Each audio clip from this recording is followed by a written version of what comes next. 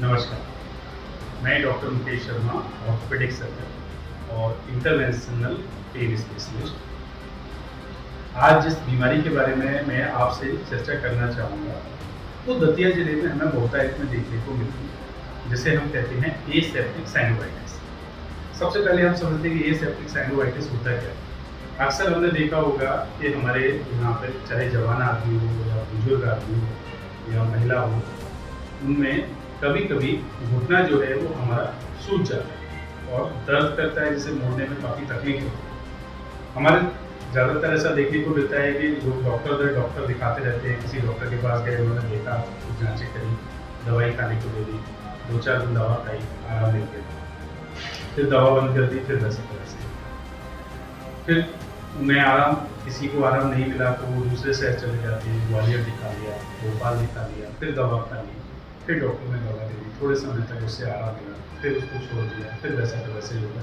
ऐसा अक्सर देखने में हमें मिलता है। लेकिन जो मेन परेशानी है वो होती है घुटने की झिल्ली, और जब तक घुटने की झिल्ली का अंदर से इलाज नहीं होता, तब तक उस पर आराम मिलने की संभावना या उसके ठीक होने की संभावना नहीं रहती। जैसे एक हमारे पास ये बालक हैं।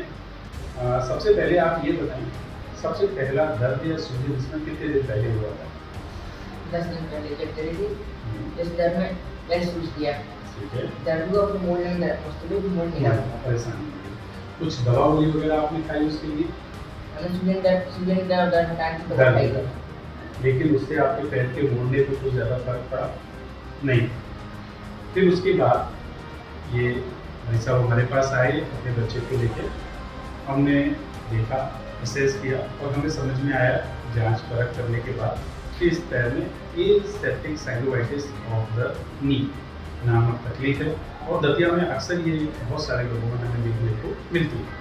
हमने इसका इंटरवेंशनल पेन मैनेजमेंट की जो प्रोसीजर्स होती हैं उनके थ्रू इलाज किया, और इलाज करने के बाद आपका पहला विजिट शायद 7 दिन बाद आए हैं आप? 3 दिन बाद आए हैं, और अभी आपको आराम है पहले से? बहुत पैर मोड़ पा रहे हैं?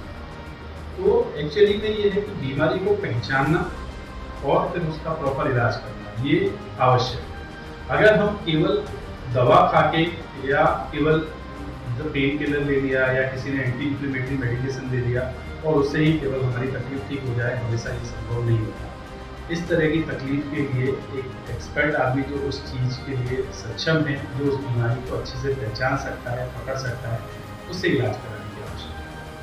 और आपको धन्यवाद देंगे कि आपने इलाज के लिए हमारे पास आए।